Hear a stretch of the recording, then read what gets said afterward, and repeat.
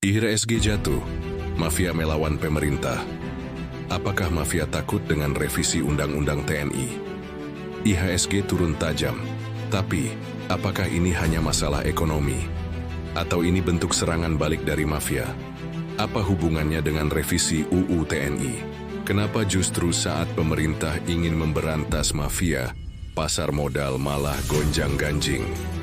Ada yang aneh. Mafia dan kekuatan finansialnya. Kita bicara tentang mafia kelas berat, mafia migas, tambang, pangan, tanah, kesehatan, dan hukum.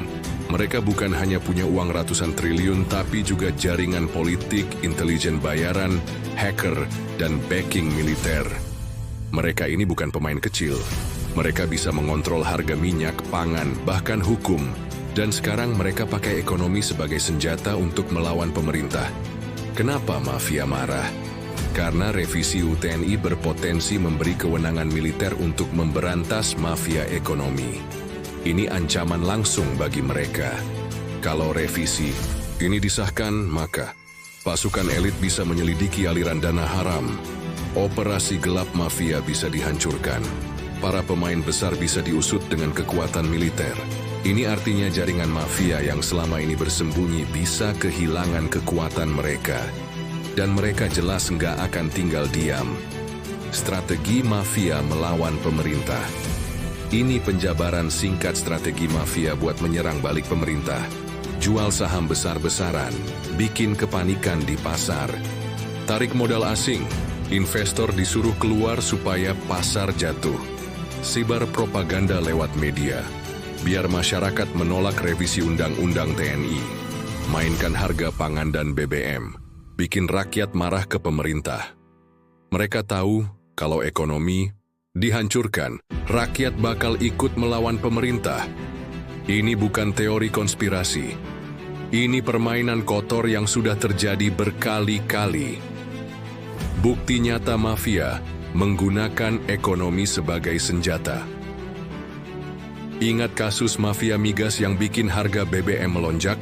Mafia pangan yang sengaja menimbun beras?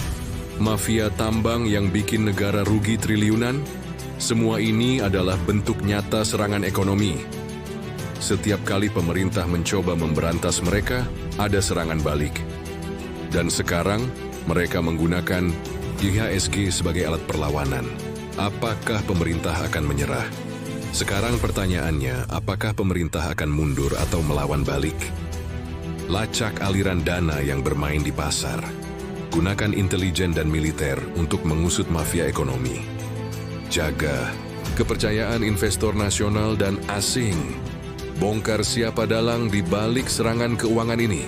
Kalau dibiarkan, mafia akan terus menguasai ekonomi kita.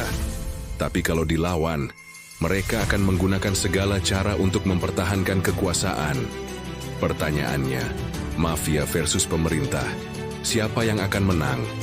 Jadi guys, kalau IHSG turun, terus mungkin bukan karena ekonomi yang lemah, tapi karena mafia yang lagi ngamuk. Apa pendapat kalian? Mafia bakal menang atau akhirnya tumbang? Tulis di komentar. Share video ini biar makin banyak yang tahu apa yang sedang terjadi.